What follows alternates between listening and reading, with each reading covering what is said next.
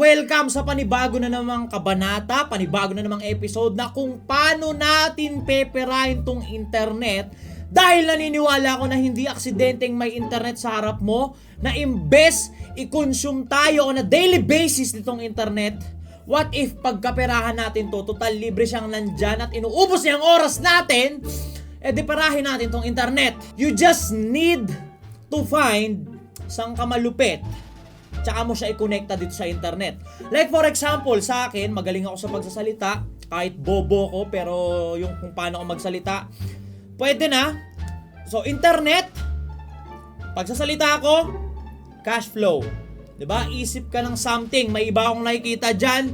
Magaling silang mag-persuade, yung persuasion skills, persuasion technique nila, lintik. Kaya kung makapagbenta sila, kahit ano, kaya nilang ibenta dito sa internet. Bali tayo, magaling tayo magsalita. Internet, magaling magsalita. Cash flow. Alright? At may mga issues dito sa internet na pwede kong perahin at pwede kong gatasan. Maraming issues sa internet, yung mga influencer, public figure, yung mga content creator na yan, may silang may drama, may stunts, marketing stunts, di ba? Doon tayo pepera, doon tayo papaldo. Alright, ngayong araw, ito yung mainit ngayon. Von Ordoña, or yung alpha ng billionaire gang, if I'm not mistaken, tinakbuhan siya nung engineer na supposedly bubuo nung dream house niya. Parang 8 million yung tinakbo. 8 million tinakbo, tapos nasunog sa sugal. Panoorin natin yung isa sa mga naging video niya. Kasi ganun talaga sa internet, kailangan i-content mo lahat para mabawi mo nga naman. Panoorin natin yung isa sa mga nag-trending netong nakarang araw, kung paano niya nalaman na pinangsugal nga nung engineer yung pera niya. Tara, panoorin natin. O marinig ka. Engineer, ito tanong ko sa'yo, engineer. Nasa iyo pa ba ang budget na ibinigay namin? Wala na sir eh. Totoo ba? Nasaan napunta?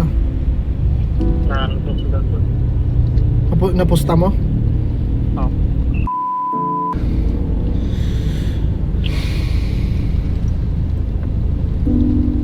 Engineer, bakit? Kaya pupunta po ako sa... Engineer, buong alam mo naman kung gaano namin kahirap kinita yung pera na yun, engineer. Di ba? Sir, hindi mo makita natakot sir. Oh, hindi. Ganun yung pinaramdam mo sa amin. Bigla kang nawala eh. Cannot be real. To sum up, si Von Ordoña nagpagawa ng kanyang dream house, tapos yung parang kinash out niya na 8 million na pinagkatiwala niya dun sa engineer na supposedly bubuo ng dream house niya, nasunog nung engineer sa sugal. Ngayon, pukin na naglabasan naman yung mga hipokritong content creator, influencer. Talagang tuwang-tuwa sila. Buti na lang hindi ako nagpo-promote ng sugal. Buti na lang hindi ako nagpo-promote ng sugal. Diba kanya-kanya silang pabida? Kita nyo na kung ano yung nagiging epekto ng sugal sa buhay ng tao? Diba kanya-kanya silang buhat ng sariling bangko nila na buti na lang daw hindi sila nagpo-promote ng sugal, hindi gaya nung iba dyan. Diba kasi kita nyo naman daw yung epekto ng sugal sa tao, sa buhay ng tao. Na ultimo tong si Von Ordoña, kung makikita nyo dito sa kanyang latest na content sa Facebook, sa pinaka-pin comment, nakalagay doon, eto, tulungan nyo kong bulungan lahat ng kakilala nyong nagsusugal na itigil na nila yan bago masira ang buhay nila at makapandamay ng iba.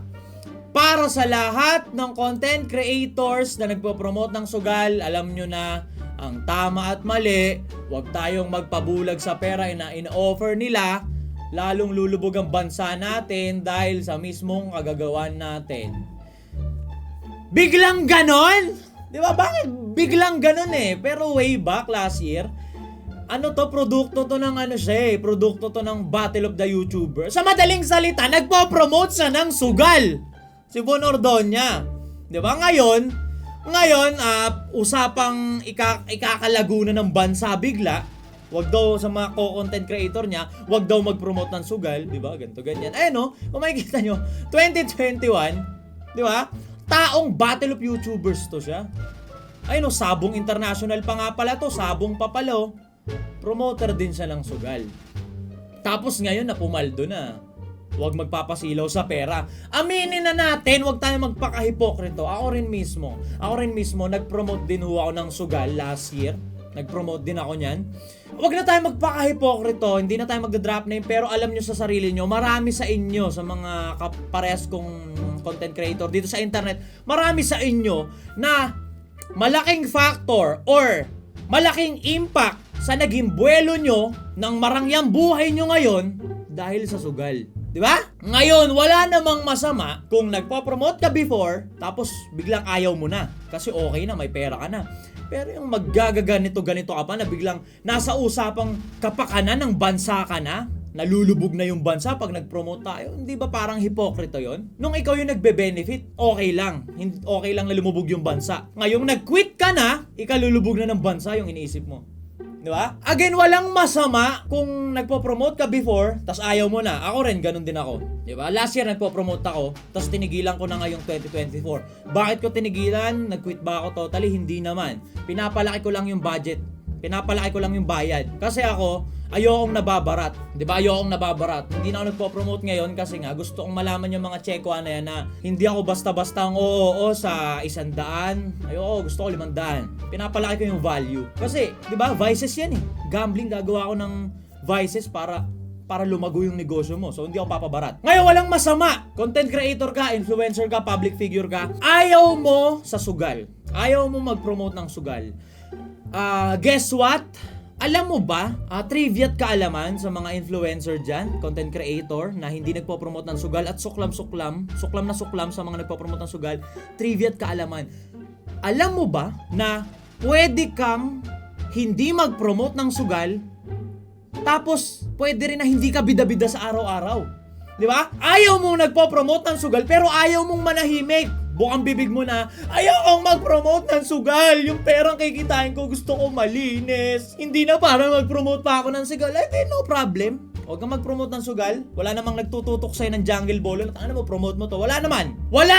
Kaya, pero yung araw-araw mo sasabihin na, buti na lang, di ako nagpo-promote ng sugal.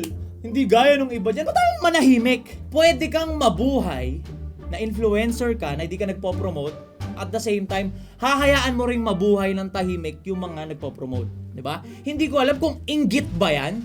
Kasi sila makikita mo, giginhawa sila. Kahit ito si Von Ordoña, naniniwala ako na malaking parte ng naging buwelo nito sa buhay kung bakit ganito kasarap buhay niya, kung paano sila nag-survive noong 2020, 2021 dahil sa sugal. 'Di ba? Promoter. Malaki bayad dun eh. 'Di ba ngayon, ikaw na influencer, kayo na influencer na suklam kayo sa mga nagpo-promote ng sugal, so be it.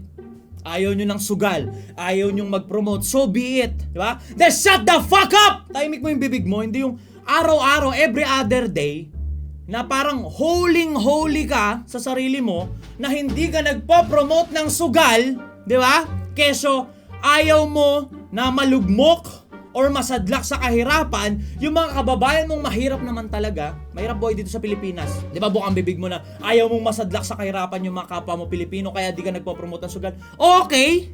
Alam mo ba na pwede mong gawin yon? Na huwag ka nga mag-promote kasi may sarili kang dahilan tapos manahimik ka na. Alam mo ba pwedeng manahimik ka na? Di ba? How ironic na ayaw mo sa sugal, pero kumakash out ka ng dahil sa sugal. Paano ka kumakash out ng dahil sa sugal? Paulit-ulit kang nagko-content, nagvi-video na ayaw mo sa sugal. May ads yun, in-stream ads. Kumikita ka ng dahil sa idea na sugal. Hindi ka man nagpo-promote, kumakash out ka pa rin sa pamamagitan ng pagko-content mo every other day na hindi ka nagpo-promote ng sugal. Diba? Tsaka sino ka? Sino kayo? Para pumukol dun sa mga kapwa nyo content creator, public figure na nagpo-promote ng sugal, diba bakit pukol kayo ng pukol? O sige, sabihin natin hindi ka nagpo-promote ng sugal. Holy ka, sobrang lupit mo, ikaw lang yung makakakit sa langit kasi hindi ka nagpo-promote ng sugal. Tapos mag-yosi ka na, iinom ka na, magve-vape ka na. Anong point? Guess what? yung mga tao, mga influencer, public figure na nagpo-promote ng sugal, na suklam ka sa kanila, na sa tingin mo masusunog sila sa dagat-dagatang apoy, guess what? Magkikita-kita rin tayo doon. Diba? Hindi ka nga nagpo-promote ng sugal, nag-yosi ka naman, itim ng gilagid mo, nagiinom ka naman, nagve-vape ka naman, vices din yun. Walang maliit or malaking kasalanan, magkikita-kita tayo sa dagat-dagatang apoy. Diba? Ang sabi nga, doon sa nabasa kong dyaryo, diba? Kung sino mang walang bahid ng kasalanan, siyang unang pumukol. Kaya sino ka? Bakit pukol ka ng pukol? Walang problema. Content creator ka, public figure ka, influencer ka, ayaw mo ng sugal, ayaw mong mag-promote ng sugal, so be it. Live in peace. Ngayon, yung mga nakikita mong content creator, public figure na nagpo-promote ng sugal, let them be. Alam mo kung bakit? Another trivia at kaalaman. 'Di ba? Before Christ, Roman Empire, may sugal na. Panahon pa ng mga Espanyol, dating-dati pa. Di ba? Sinaunang panahon pa, may sugal na. May influencer public figure na ba nun? Wala. Tumigil ba yung sugal? Hindi. Nagtuloy-tuloy, mas lumawig. Ang tanong, dahil ba sa influencer yon? Dahil ba sa public figure yon? Hindi. So kahit anong sabi mo dyan, kahit tayong mga content creator dito sa Pilipinas, iilan lang ba tayo? Wala naman tayong 1 milyon ata. Kahit hindi natin gawin, magsasara ba yung Soler sa Pasay? Yung ano pa yung mga nandun? Resorts World, di ba na yung Soler, Resorts World, Newport, yung mga nasa Pampanga, sa tingin mo magsasara yon? Hindi. So it does not matter kung hindi ka mag-promote. Walang mangyayari. Walang magiging impact. Di ba? Walang magiging impact. Dati pa meron na eh. Wala pa tong social media, may sugal na dati pa. 'Di ba? Kaso nag-adapt yung sugal kasi technology era, online, web-based, 'di ba? Nag-adapt yung sugal, naging online.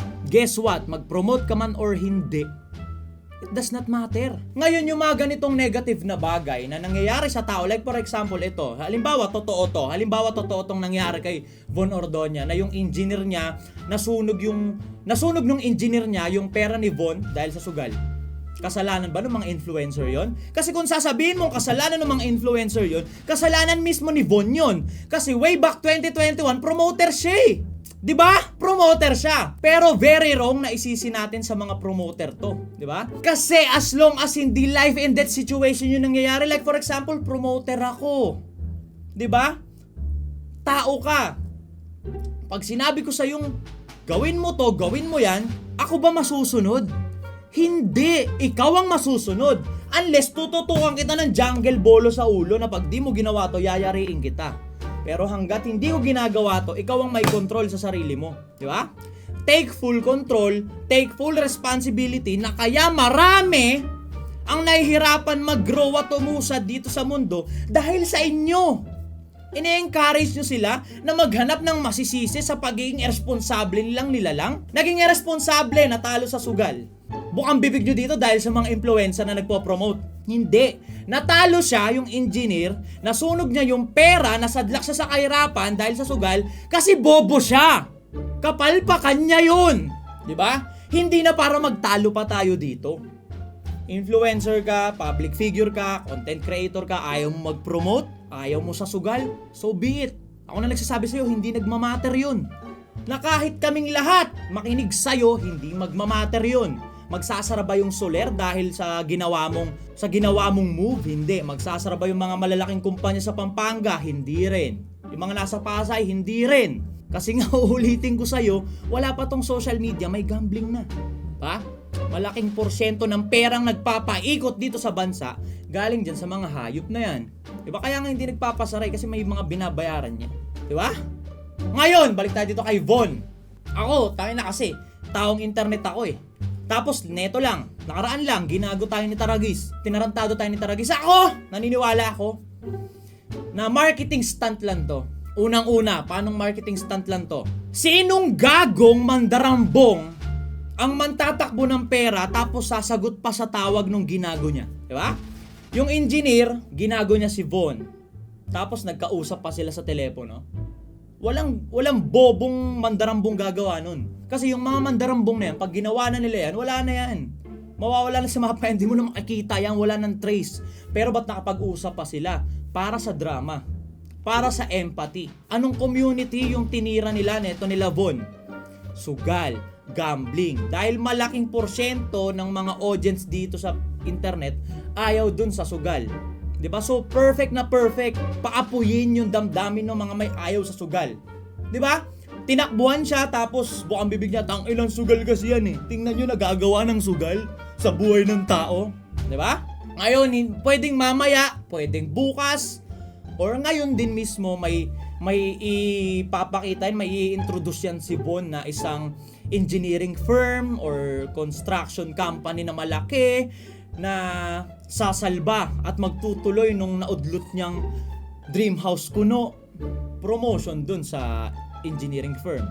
May engagement si Von. Ba, pwedeng kagaya nung kay Taragis, binayaran yung nagpatato para maging part. Dito naman ngayon, yung engineer.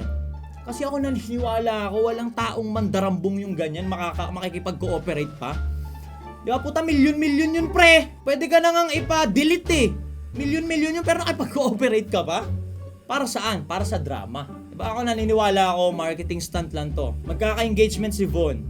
At yung engagement dito sa internet, para sa aming mga taong internet, pera yon. Sobrang laking pera nun. Tapos yung dream house, may magtutuloy niyan na construction company na malaki, promotion doon.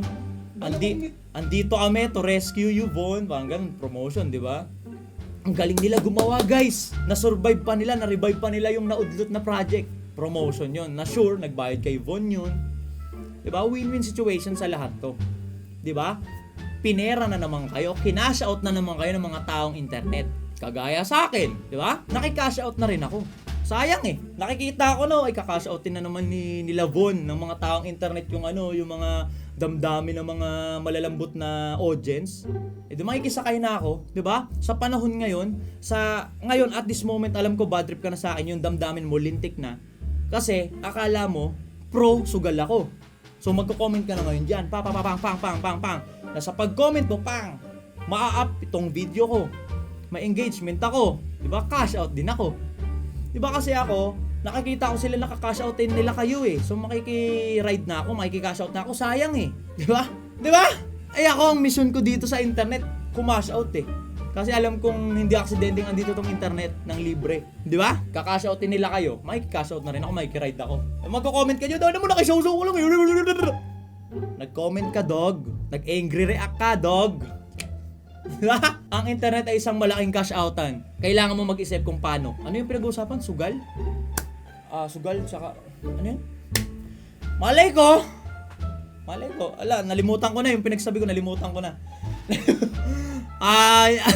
Nalimutan ko na yung pinagsabi ko. Kung ano yung topic. Kasi nakapokus ako kung paano ka cash out. Hey! Yun lang, sa mga nandito sa YouTube. Like, comment, and subscribe.